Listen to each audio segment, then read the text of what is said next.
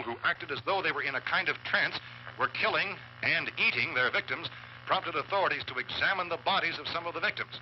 Medical authorities in Cumberland have concluded that in all cases, the killers are eating. Repeating this latest bulletin. Hi, this is Ross Payton here with Role Playing Public Radio, and this is episode 30, Min-Max Pain. The pain of min-maxing. Jesus. 30 episodes, man.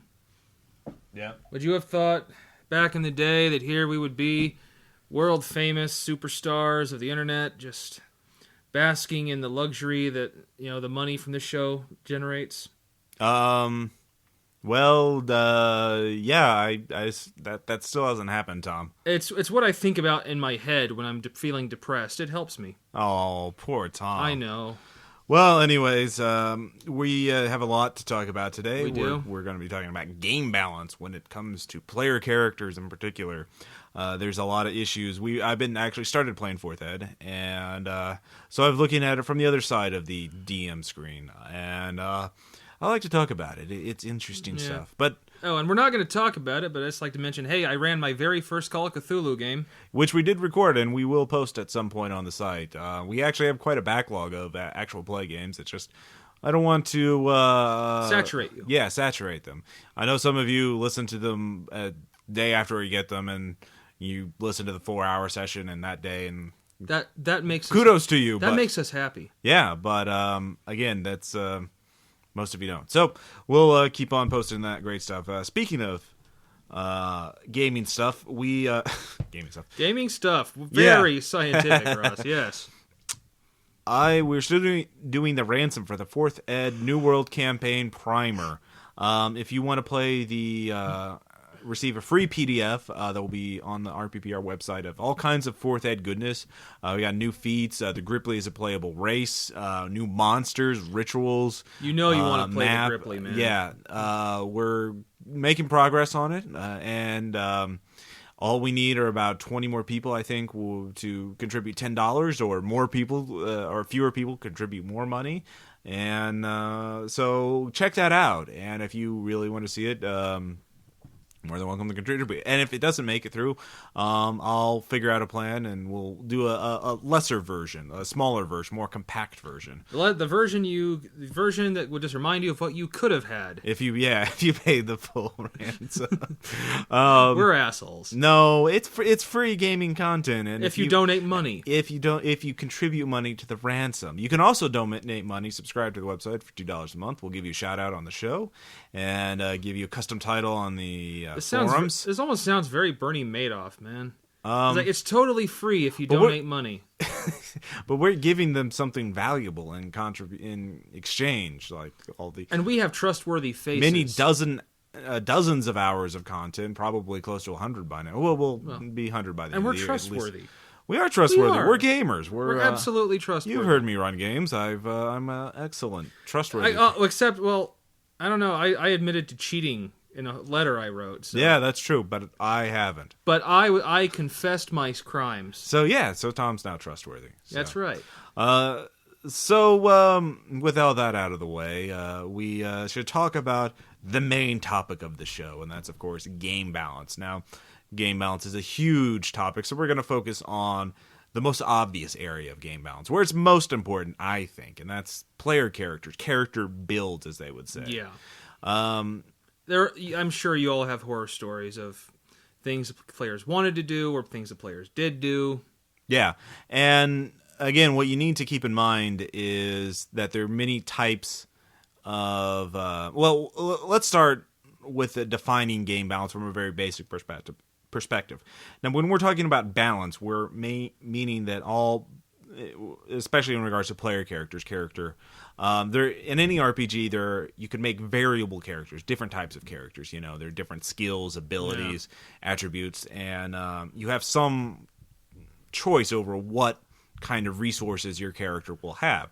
So when we say something is balanced, a character player builds are balanced, that they all start on equal footing. I mean, that's not to say they're identical, but that they have basically the same chance of success or failure, that they have the same strength or level of ability that all the other You don't players. need to go with one thing Right. to succeed. Right. That's sort of the corollary to this, is that if there is one particular character build, type of character, that is vastly more powerful, that anyone who doesn't choose that build is punished, basically, then that's broken. Or if there's one so weak that no one can choose it, that's broken as well.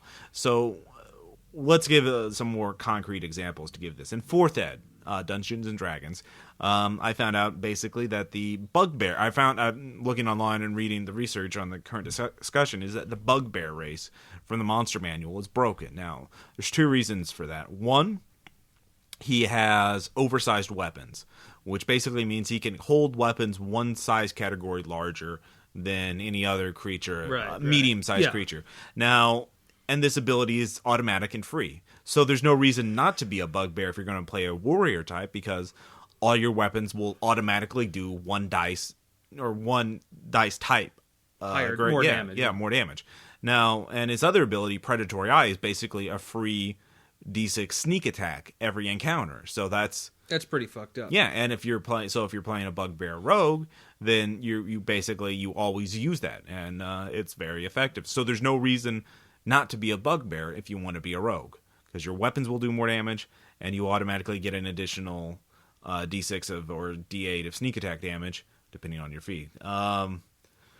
But it's not just races. Feats, like in Player's Handbook 2, I believe, there's a new feat called Weapon Expertise that gives you a +1 to hit with a type of weapon. Now compare this with a more balanced feat, Nimble Blade. Nimble Blade has several restrictions on it. You have to be wielding a light blade, and it can only be against opportunity attacks. A +1 to opportunity attacks when using a light blade. Okay. So that's okay. That's useful. That's situational, though. You're not always going to get that +1 to hit. Weapon Expertise, which costs the same resource, 1 feat, gives you a +1 to hit with whatever type of weapon group you want. So you get a +1 to hit with light blades, period. So sure. Why would you choose Nimble Blade over Weapon Expertise, Tom? Yeah, you're stupid. Exactly. So Weapon Expertise is broken. There's no reason not to take it. So, and I know I've mentioned this prestige class before, but once again, that's especially prestige classes. A lot of them are. Well, yeah. When you're going back to 3rd edition, we could go on and on and on. You know, frenzied berserker. You know, that they could go. No matter how much damage you did to them, they would stand up until the end of the fight. So they could go over to -400 hit points, and they'd still be standing because they're frenzied berserker. Or so my personal favorite, I mentioned it before, the Shifter from 3.0, where you can literally become any type of creature an unlimited number of times a day. Yeah. And I did it one time, and I loved the class, but even I thought, I can't do this anymore. Yeah. I'm unstoppable. So those are sort of the definitions we're using here. So some games, every game will have it, I think, to a certain degree or not. Any game will have... Some more, some less. Well, like John Nash, the game design mathematician, game design theory here. Oh, that's very nice. Very nice. Says in any given system that there will be optimal choices and suboptimal choices. So, yeah, in any RPG, you're probably going to have better character builds than others, but they're not going to be so overwhelmingly powerful that, you know, it's not going to be like Weapon Expertise versus Nimble Blade. Or unless you're playing Rifts. Yeah. Jesus. Man, I love the system, but it was the first time I was in a group that had a headhunter, a vagabond, a city rat, and a glitter boy at first level that I realized, why the fuck would you do any of the others except glitter boy? Exactly. You get a free... Or a dragon. Or a juicer, because the juicer gets unique abilities that no one else does, like auto dodge. So those are just a few examples. So when you're running the game, of course, the question is, how do you deal with character builds. How do you make sure that you're not going to suffer this min-max pain where someone comes up with a character build so powerful that it basically the other characters aren't even needed? Like in 4th Ed, you can create characters that do so much damage and are so tough that they can win fights by themselves. And yeah. I'd say the first thing to do is simply know the system. Yeah. And try to know the broken stuff beforehand. Right. That's not you can't know everything unless you really truly have no life outside of the game. In which case, good for you for being so knowledgeable, but dude, leave the house. Well, this is where you take I'm going to use float a little Web 2.0 buzzword by crowdsourcing, the wisdom of crowds. Especially with games like 4th Ed, where every month there's a new source book out, Player's Handbook 2, Adventures of Martial Power, whatever. There are very active internet discussions going on Wizards' website, rpg.net, ianworld.org, Something Awful, RPPR forums. Yeah. We're awesome. Yeah, exactly. Where people will be able to break down what's broken, what's not broken, and they'll be able to point this out very quickly. This is where I learned that the bugbear is broken, that the weapon expertise is broken, that the battle rager vigor is broken, things like that. So people know, yeah, and they'll tell you. More sets of eyes. There are more sets of eyes out there, and they'll pick up stuff that you won't.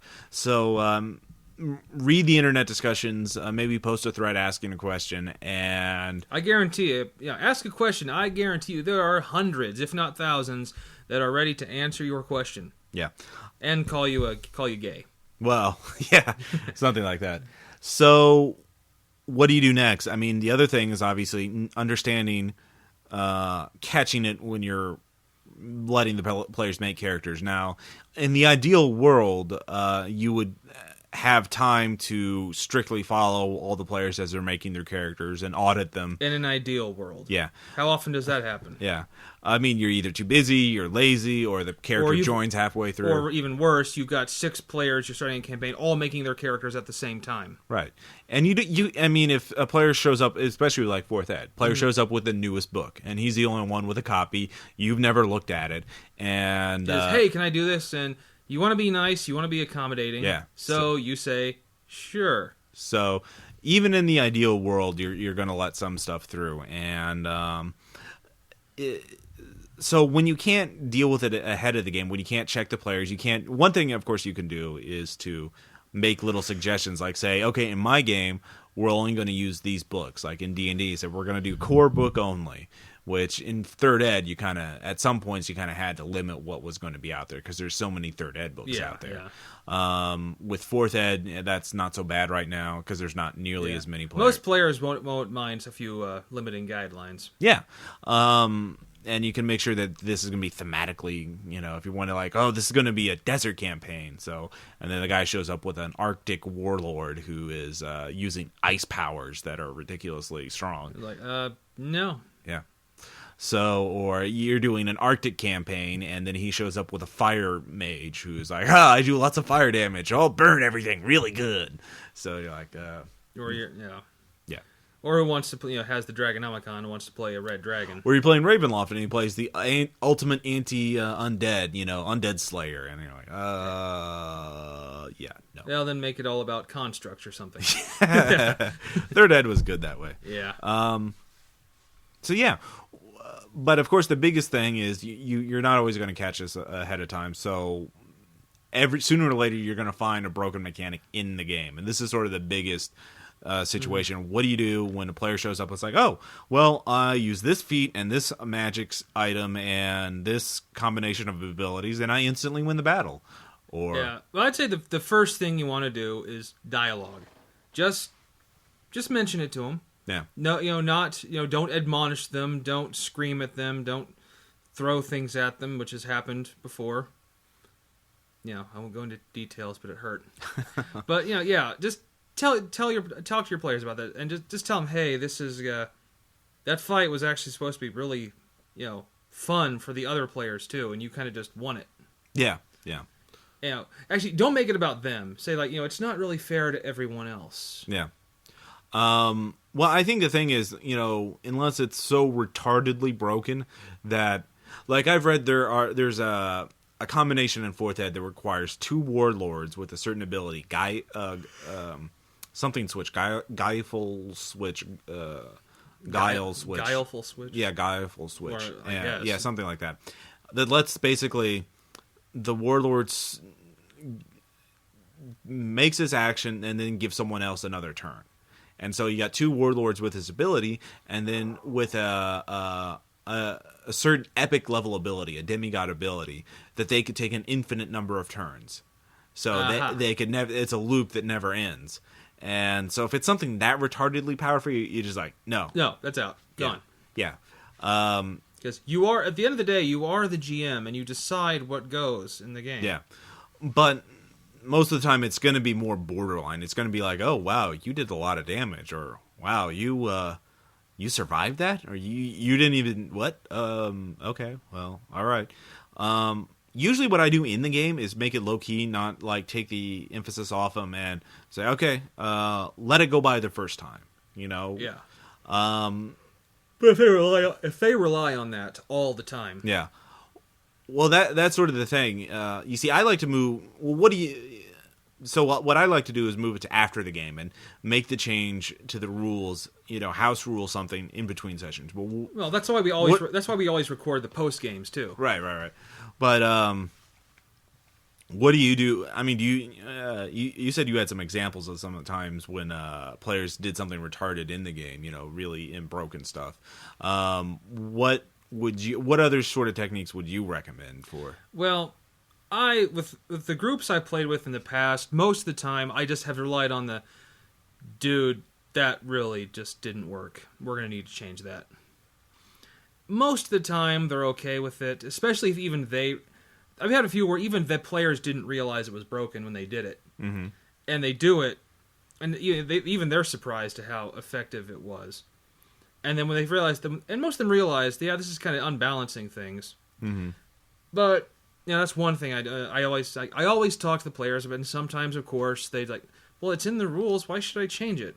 Like, all right, then you change. Like, I've changed rules on my own.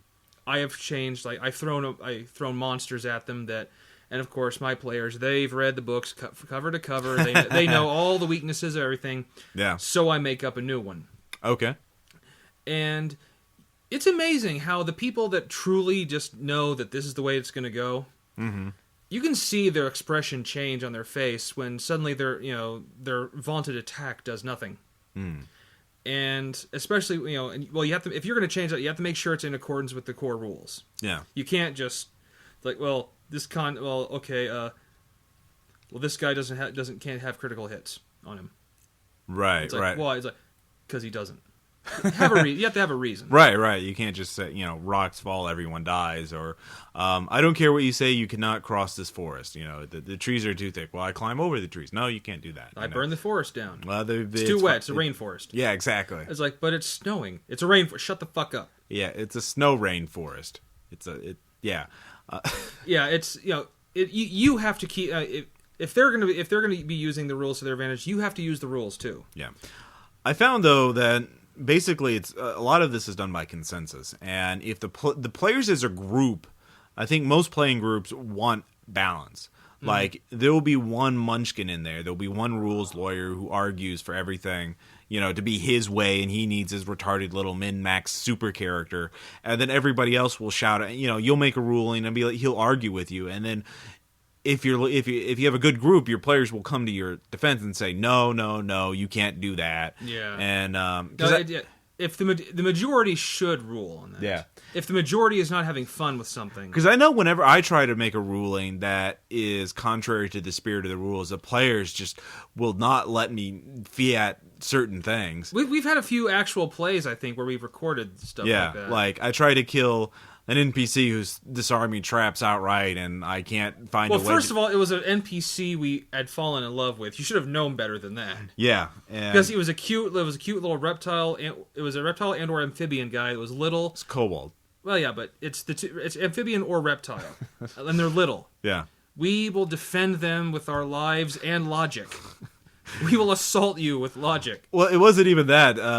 So that's one example of sort of the reverse. The player consensus will keep the GM in check. so by extension, it'll keep players in check. Also, in the Mutants and Masterminds game I ran last session, I tried to say, okay, it'll cost you 10 points of wealth for the month to host this. I think I think everyone in the whole group who knew the system was like, dude, that's fucked up. Yeah, of course. Well, what you should have done. Yeah. Actually, okay, now that I actually thought about this. Yeah. It's one of those that I thought about it the next morning, like, oh, I should have said that. What? Is you should have set the purchase DC for a party like that. Oh, yeah. And because that's how it's a purchase DC. And right. set it like, okay, well, it's going to be a purchase DC of 50 to fully finance this party. And if he doesn't make it, well, you don't have the resources to do it. Ah, okay. But that's what you should have done. Well, again, Noted. It was sort of like, okay, you can try it, but the thing is, from my perspective, it was you get your wealth back at the end of the month. So for me, it was like, okay, you get 10 points off for a month, but you're not even going to use wealth for the rest of the game because I'm guessing it's not going to come up to an issue a game. So it's really a minor thing. And everyone was just like, oh my God, how dare you use this temporary That's why, resource. Mutants and Masterminds, it's optional wealth. Yeah. So you have that, that sort of group consensus normally the majority should rule. Yeah. Whether it supports the GM or the players or whatever. Role-playing games are about collaboration, not about, even if retarded power trips for a single person. Even if all your players are too retarded to realize your genius vision, it's their fault. Exactly. It's always the player's fault. That's right. Unless I'm of the player, then it's everyone else's fault. Or the GM's fault. Yeah. So that's in general, the group consensus and everything will keep things in check during the game. But then, of course, the big thing, what I like to do with it is to talk about it after the game. And that's to say, okay, well, that was really powerful. I didn't realize that. And I'm going to change this. In fact, that was so powerful. I can't really run the game like that. Well, especially when you can see, when you realize, when all the players realize how effective that was, you can just see their minds going like, how can I use this for my advantage? Yeah, exactly. And the next thing you know, you're going to have players, all of them is seeking that, who all have that power, and they're waiting through every fight like invincible gods. Yeah, and you don't want that because that's not fun. No. One thing I've discovered. And I'm a horrible cheater in video games. God mode makes the game not fun. Yeah, it makes it pretty boring. Mm-hmm. So that's what I like to do. That's my preferred technique. Is just immediately after the game or like in between sessions. But I offer compensation to the player who I'm. Well, you compromise. Yeah, basically, it's like Congress, like everything else. It's compromise. Yes.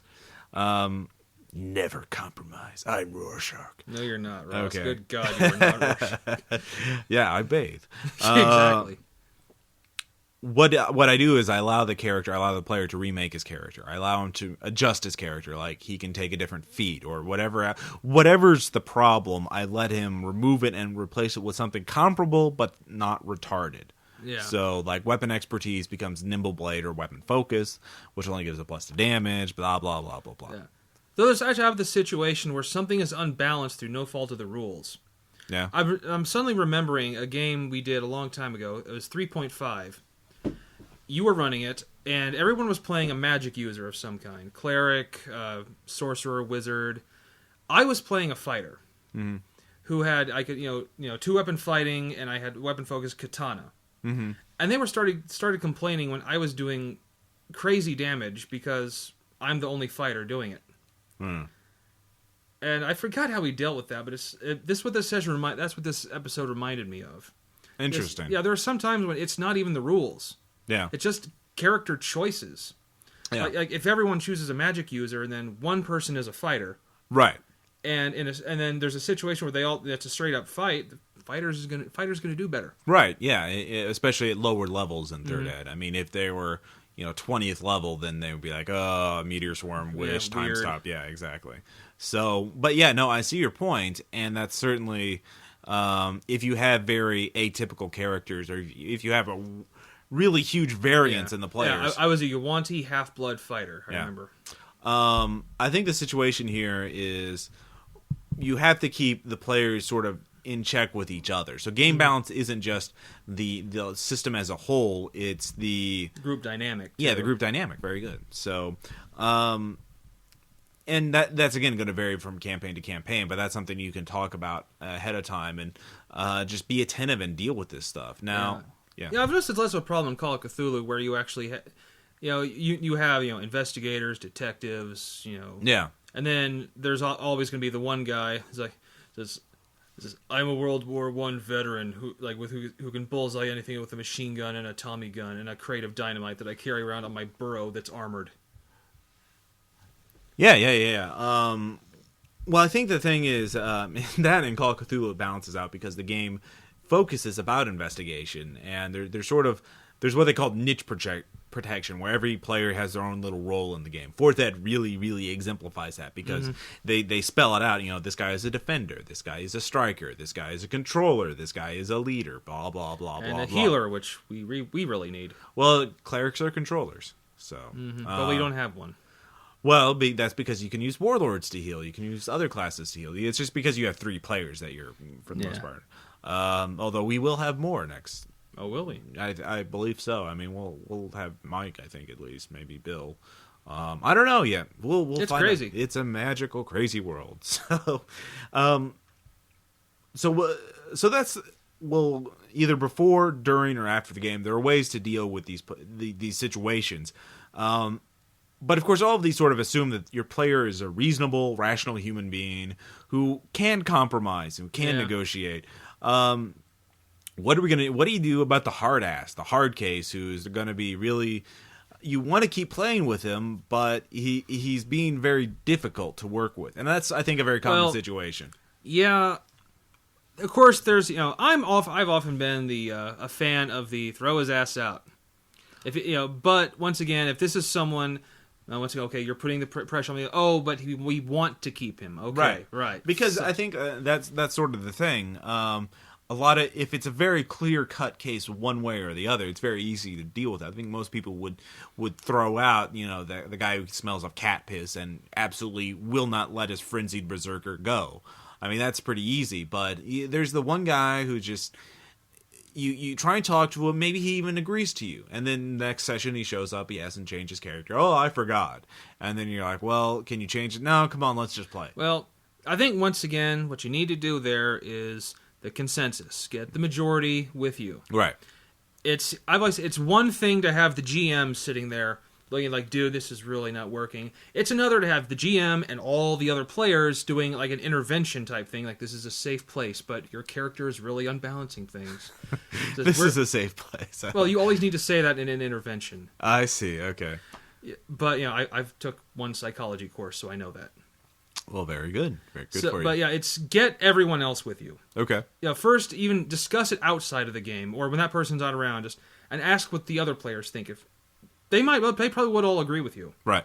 I think the most of the time they would, if it's that unbalancing. Mm-hmm. And then the next game, just have everyone, like, we've all talked, we've all agreed. And then, if he still proves to be an uncompromising asshole and says, I now suddenly, you're allowed to get me, is that it? Yeah. Then you kind of realize maybe there's an underlying problem here that goes beyond just being a dick. Well, do you have any personal examples, Tom, that have about power gaming? Not really. Not really. Most of them I've experienced have been solved by one of those methods. Okay. We did have one time when we had to break down and get all the other players and the GM to look, dude, you're really pissing us off. Tell us more, Tom. Well, all right. Yeah. I forget what game this was. It was one of my early 90s games. Ooh. Yeah. Was that a Palladium game? It was. It was Heroes Unlimited, the first edition.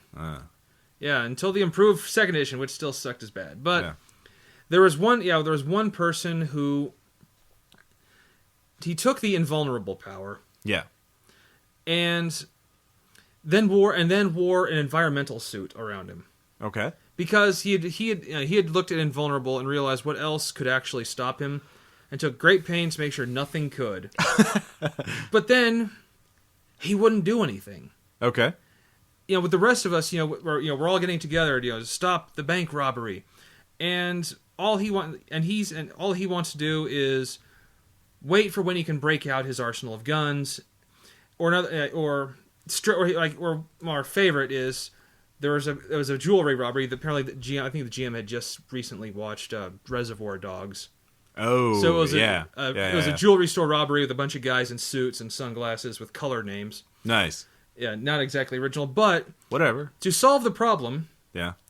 he strapped 20 pounds of C4 to himself, walked into the jewelry store, Yeah. detonated it. He takes no damage because he is invulnerable. Oh, wow. Wow. And at that point, we finally.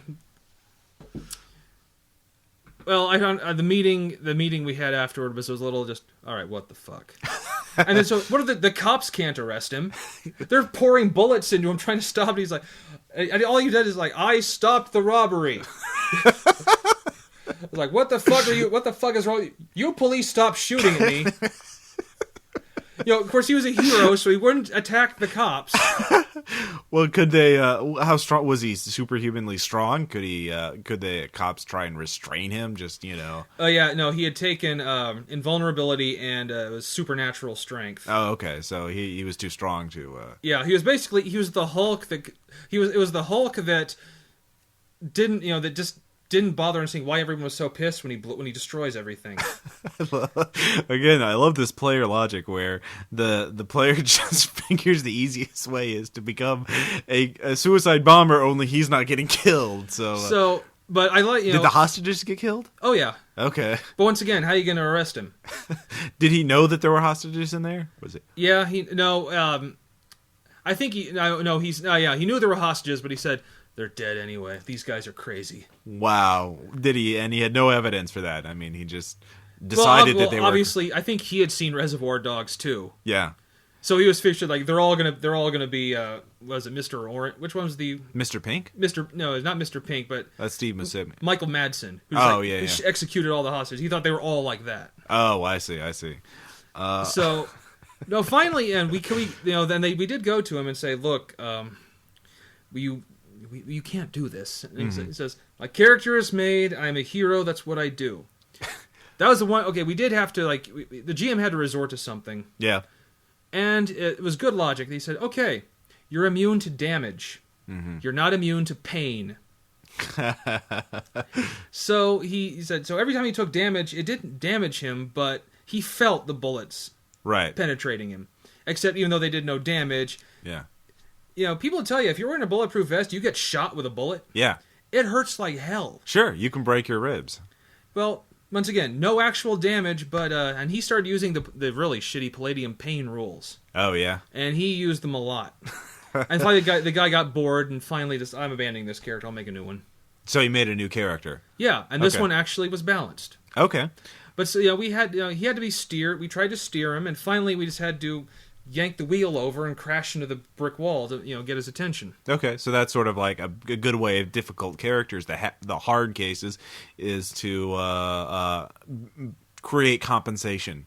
Compensate for their broken mechanics. Like, okay, if you're doing this retarded thing, then there are consequences to it, or I'm going to introduce new rules to weaken it, or something like that. Yeah. Or that there are punishment, consequences. Or use the little known rules, or the little use. Like, exactly. Palladium is loaded with them. Oh yeah, no. That he actually looked at the book all week, and like, oh, there are rules for pain and shock. I've never used them. I'm going to use them now.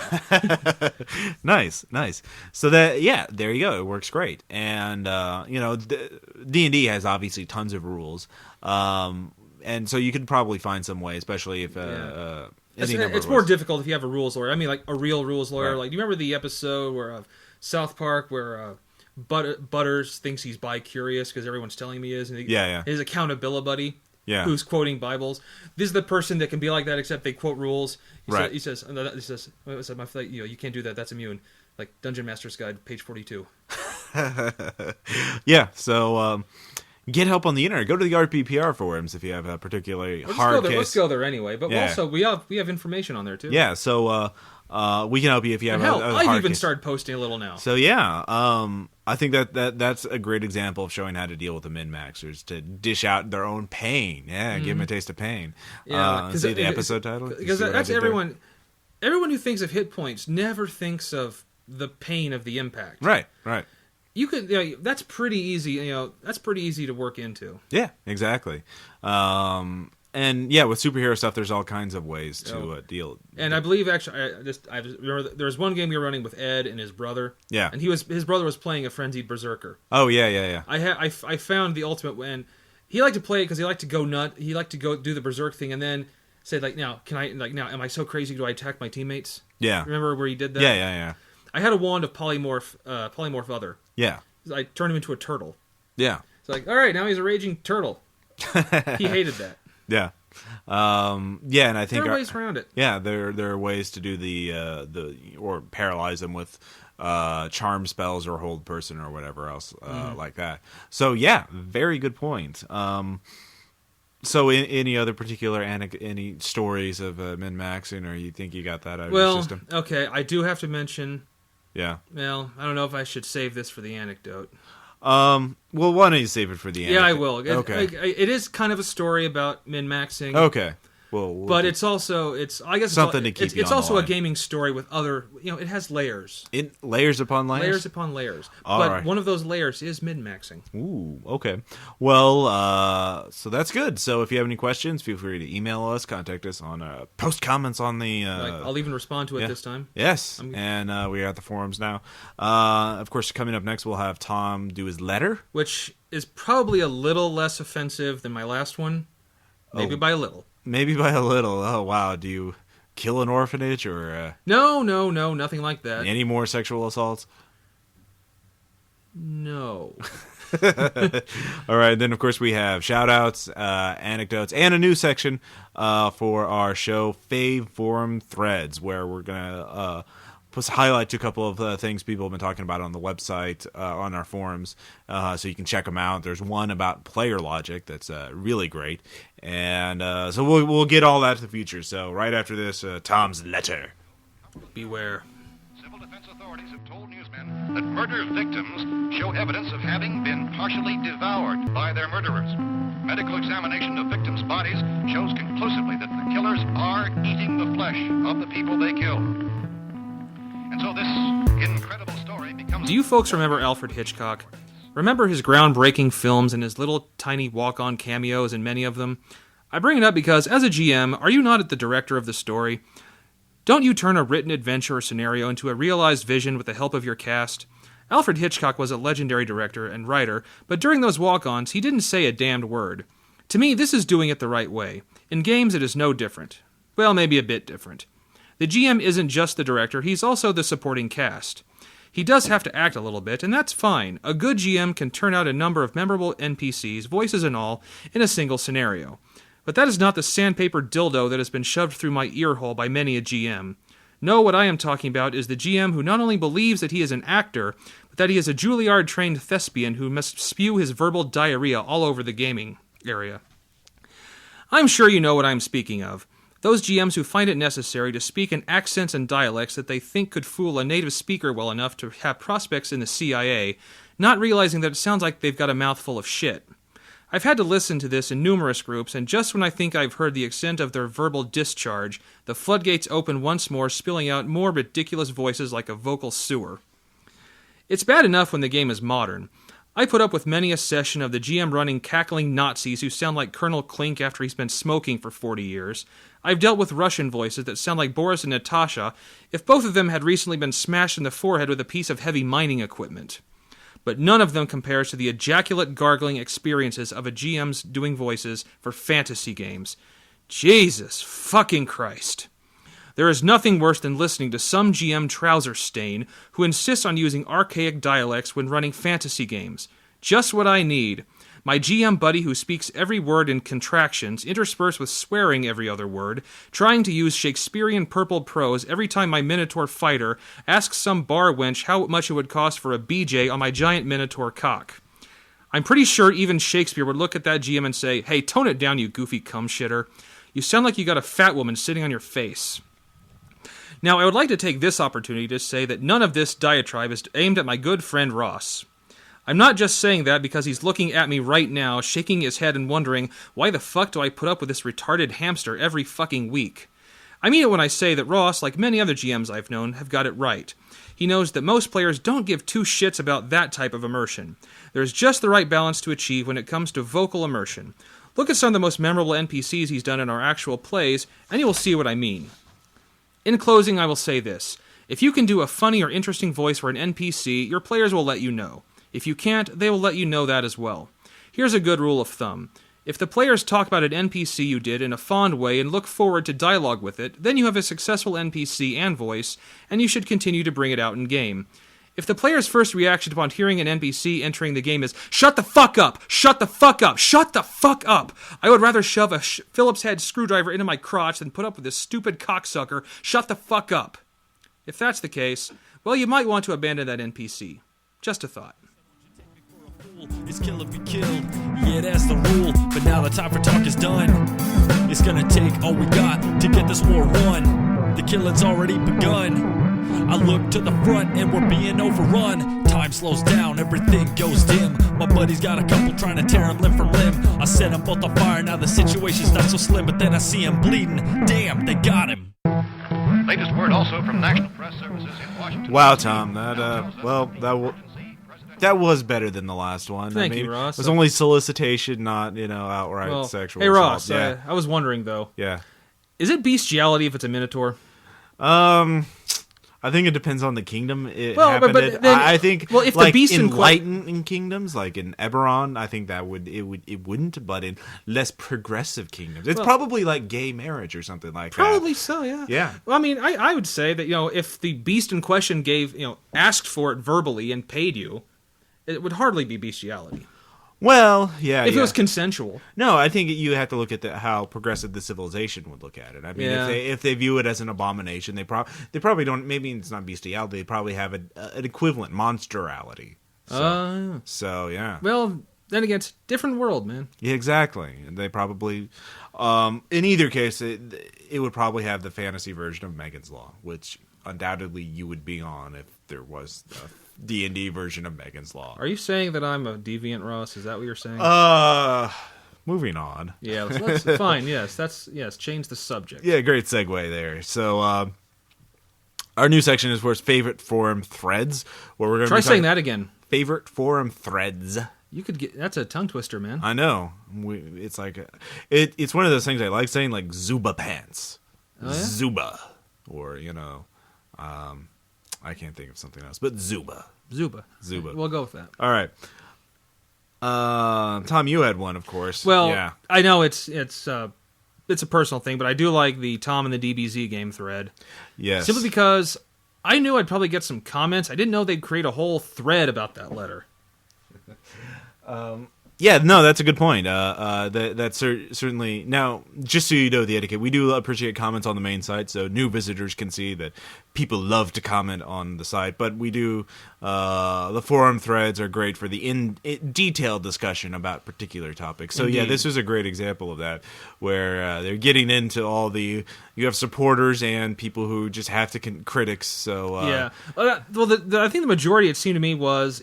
It's... Dude, that was probably too far, but it was too far, but yeah, that's true. And then of course you had that Canadian guy who's actually not Eternal Green but Maze, and he was obviously your biggest fan, I guess, because that's I guess how Canadians roll up there.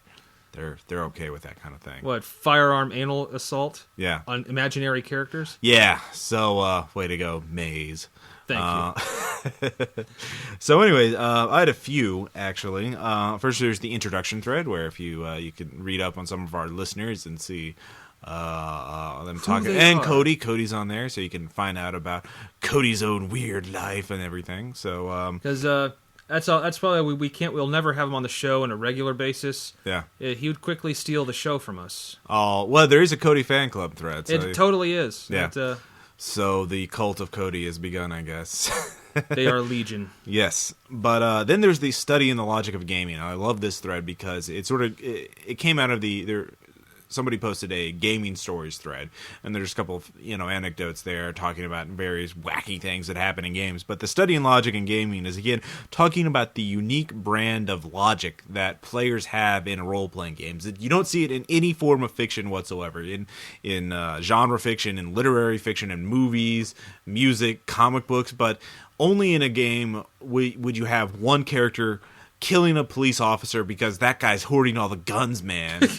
Or you wouldn't have a superhero who's invulnerable. You wouldn't have Superman strapping himself with plastic explosives to blow up a bunch of jewel robbers. So, and the Studying Logic game talks a lot about that. So I have some rules for D&D etiquette in there, Right. So yeah. I think that those are some of the things. Well, of course, I have links in the show notes, so you can check that out. So, yeah. Anyways, I think the next part is, of course, our shout-outs. So, I've got. You have more than I do, so why don't you go first? Okay, I'll go first. First, I'd like to mention the Gun Show comic, which is not about guns, actually. It's a guy showing off his muscles.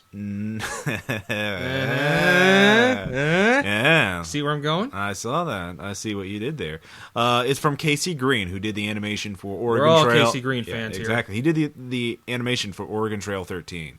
And Extreme XP. And Extreme XP. That's a good point. And this is his newest comic. It's daily. And so there's a new little thing going on. They're doing sort of a Hardy Boy thing right now where there's two brothers who mistake a hobo for a Bigfoot and decide to see if he's immune to poison by giving him poison liquor. And all very neat. Layers upon layers. Layers upon layers. So, yeah. Tom, what about you? All right. Well, both of mine are DVDs. Right. Which, by the way, say if you have no major purchases to make at a Best Buy, a $200 gift card there can go a long way. I would imagine. I bought 2 DVDs last weekend. Well, mention the first one. Yeah, first. well, it's one. Okay. The first one is there's a web cartoon, Zombie with an X. Yeah. I'm sure you've heard of it. I've heard of it. Yeah, I saw at Best Buy. There's a DVD with all the episodes on it. Yeah. And I've seen most of the episodes on the interwebs, information age. Yeah. And actually, that's pretty good shit. And besides the sound, the sound on the first, there's some of the earlier ones is a little. Did they rework it for the DVD? It's no? well, obviously it's yes, it fits a television screen. Right. So there's just some stuff. You get a clarity. No, I meant the audio. Did they rework the audio? A little bit, yeah. Okay. All of them sound good though, and okay. And I'm glad because I found some things can disappear from the internet that you really like. Yeah, true. That's why I download videos on YouTube, because I never know when they're going to freaking go away. Well, aren't you clever? No, I'm really not. I have a movie too, or sort of a horror thing. The Objective by Daniel Myrick, who was one of the directors of the Blair Witch Project. He also did a movie about a cult, doomsday cult called The Believers. And the Objective is about a special forces team in Afghanistan that goes to a remote mountain region to uncover something. And, of course, horrible supernatural things happen. Yeah. And spooky. It's great fodder for horror gaming. It would be so awesome to run as a Call of Cthulhu, Delta Green, or D20 Modern, or any type of, special forces fighting weird stuff in Afghanistan. I mean, it kind of writes itself. Yeah, there you go. There's so many different ways you can take it. And I don't want to spoil any more of it, but it's a great horror war movie, and there aren't very many of those. No. So The Bunker, I think.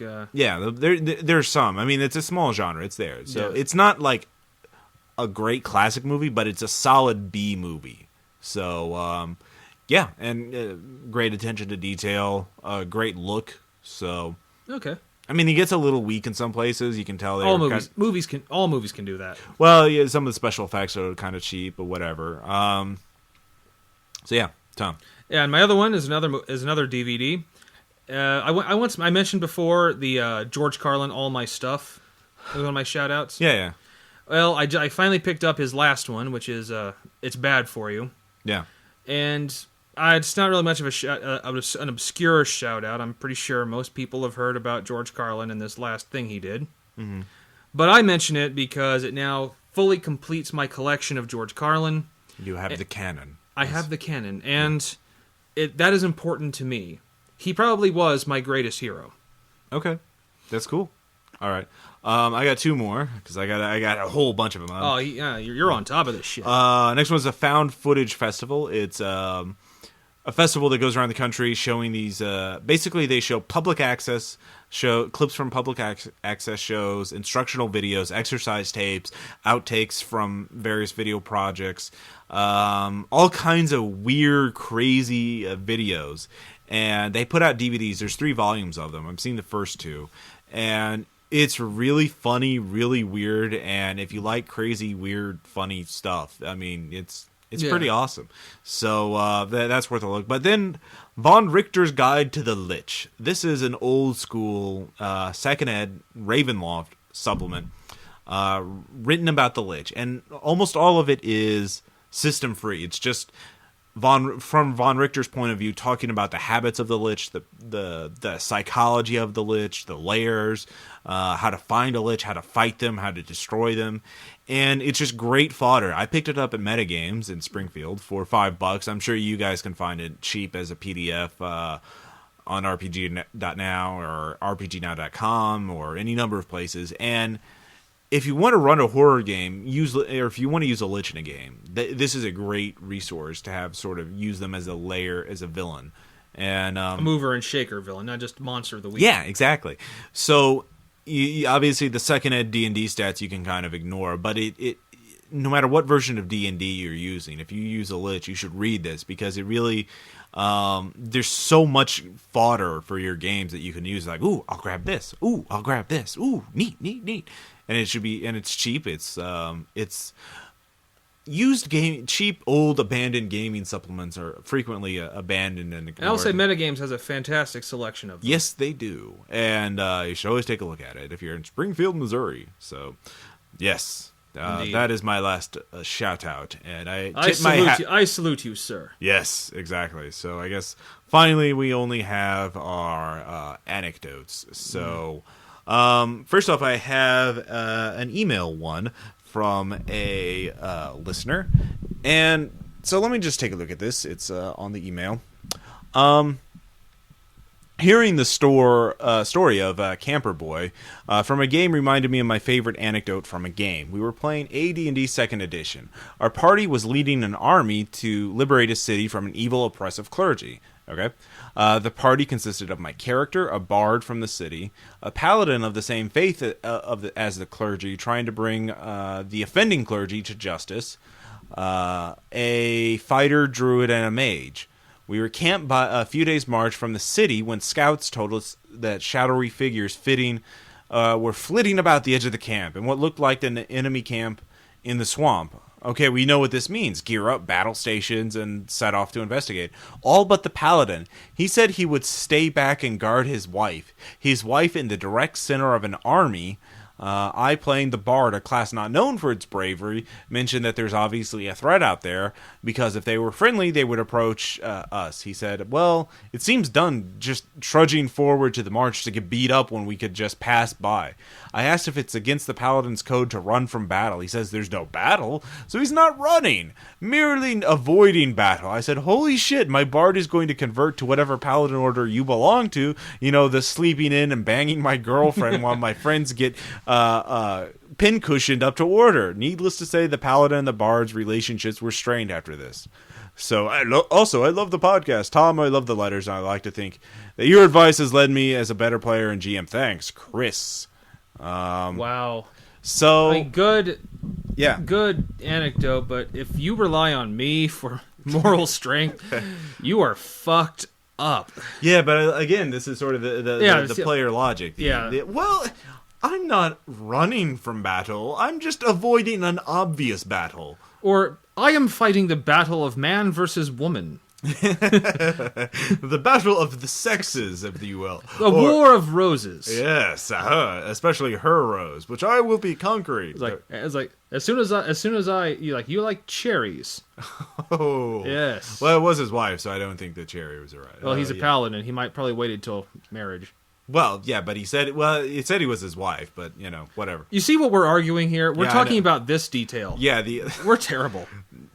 Anyway, so that was a worthy anecdote. I would very worthy. So Tom, you said you had it. Yes, this relates to min-maxing. Yes, it does. This takes place last weekend. I am preparing a game, kind of a Star Wars-ish game that I've been putting together for a while, using the Cyberpunk system. Interesting. Yes, and I'm going to start that soon as I've confirmed at least one additional player for the other group. But to get the players that I do have right now set for the Cyberpunk system, I decided to run a Cyberpunk game. Now, this consisted of Aaron and another. And Aaron was making a net runner. It was either that or a techie. There's no way it would have been anything else. But he makes his dude and makes it pretty well. The other, I will not say. I will not identify. He who shall be nameless? He who shall be nameless, yes. Made a solo. And who wanted to do a full conversion cyborg. Okay. And I thought, well, all right, oh, great. Well, it's like, I'll allow it, but you're going to be in debt to the corporation that made you because there's no way you can afford it with starting money. Okay. And he said, that'd be fine. So, his motives are set now. I can pretty much have the corporation do what I want with him. He hands me his character sheet pre-cybernetics. He has put in his body stat a 3 out of 10 for a solo. Okay. He did this solely because he knew that having a full conversion body would bump his body rating up to 12. Okay. So, and also it would bump his reflexes. So he put all those at levels that are pretty much crippled. Okay. And I turned to him and said, "What the hell is that? You can't be a solo for the years before you got your cybernetic body having stats like this. This is not saying that, well, I was crippled in battle. It's like, no, this is like before any crippling is done. Right. So there's no way you're going to walk around as a professional killer who he had ratings in heavy weapons. So this is someone who uses heavy weapons primarily who can't even lift them. I gotcha. And he did it only and he put all of his stats into the mental stats that can't be raised with cybernetics. Okay. So he could have 10s and higher in everything. Okay. Oh, in every single stat. Yeah. So so like movement allowance, we could do speed graphs and Right. And a cybernetics body's reflexes is automatically put to 10. Right. So I finally that's the only time I think I remember I said no, you're gonna have to rework some of those numbers. There's no way you're gonna be a solo before that body with stats like that. Right. So he grumbled and changed them. He clearly didn't like it. But then the perfect end to a perfect night. Yeah. Aaron, we were already finally after character creation for Cyberpunk with cybernetics takes a while. Yeah. It was about 2 hours worth of character creation. Yeah. And we finally get ready to get started, and Aaron just stops, and I can see in his eyes, in his face, what he's thinking, and I finally just close the book. Like, Aaron, you're not into this, are you? And he says, no, not really. And I'm like, all right, we're done. Really? Mm-hmm. Wow. Well, it was a 2-person group. And when 50% of the group is not into it, you really, and that's why I think I did two players and a GM for a long time. It's taken me a long time to realize that sucks. Yeah. So, and the other, my other friend got really pissed off, and there was like a good week of just animosity going around. Wow. So it's a story of just what can happen. Interesting.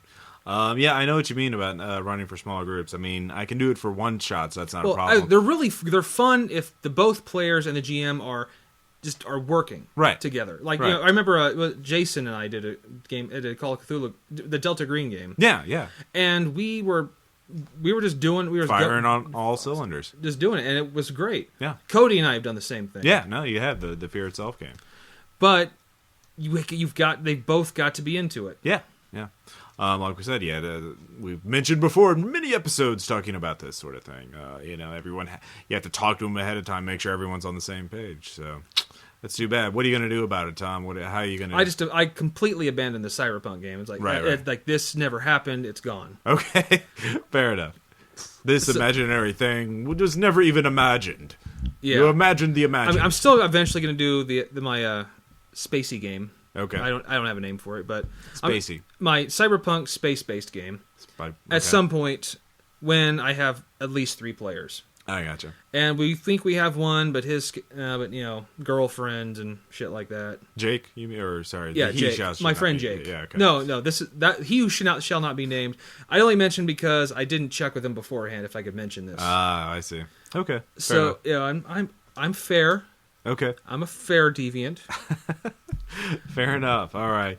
Well, I think that pretty much wraps up this episode. You think so? I think so. So, if you have any questions about min-maxing, dealing with the terrible characters, the terrible players who make the worst characters for the very horrible, no good, terrible game or something like that, or let us know. Or just horrible Rifts experiences. And don't forget the new World Campaign Ransom. We only need 20 more, you guys, and I know there's over 1,000 of you out there on the internet. You can do it. You can do it. Yeah. Like Obama said, we can do it.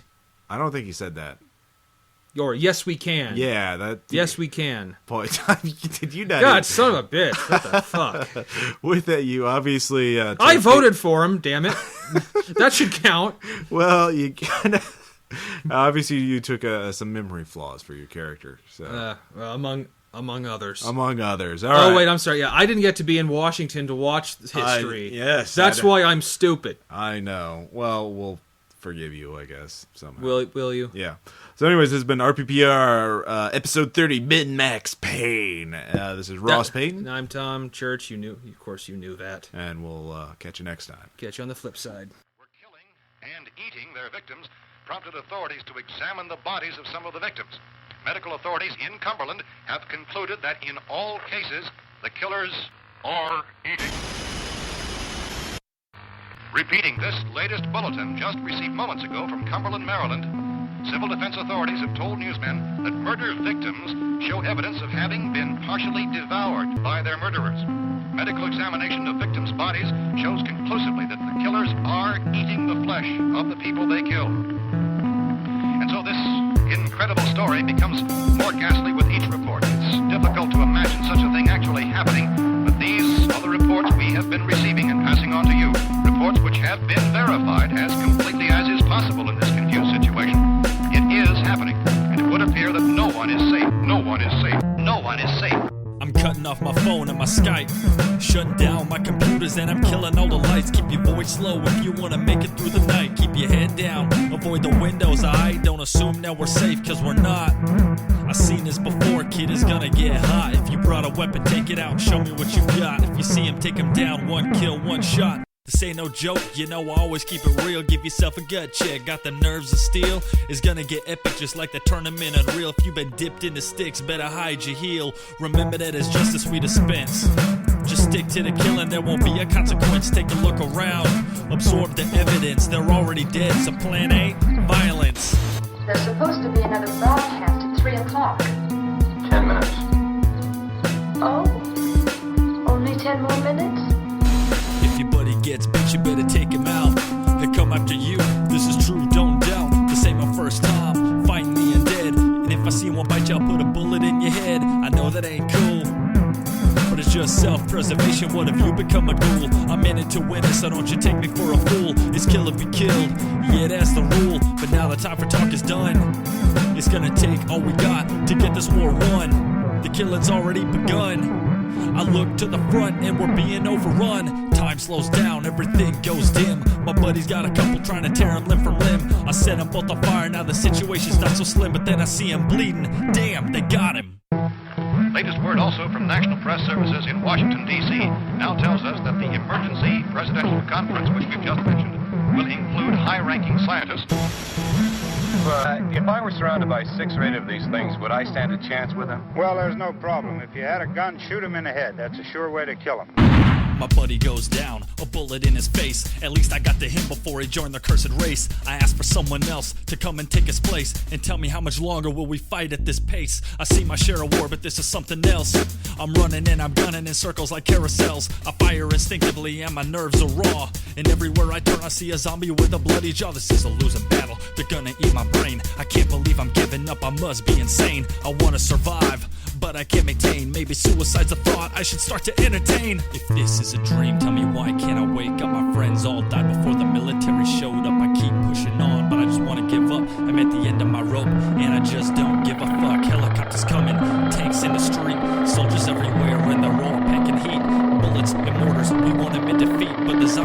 coming all groaning to eat. Rounds fired, man down. There's nowhere left to hide, nothing left of this town. So much blood you would think you'd drown. In all this from sunrise till sundown. Now I think I'm finally gonna crack, cause the zombies keep pushing, so I gotta push back. I look for a weapon so I can join the attack. I find a crowbar, then my vision goes black. As I'm falling I can hear him talking. I'm gonna die, so the zombies come flocking. I'm being eaten by these undead lunatics. I grab another character sheet and roll 3 more d6.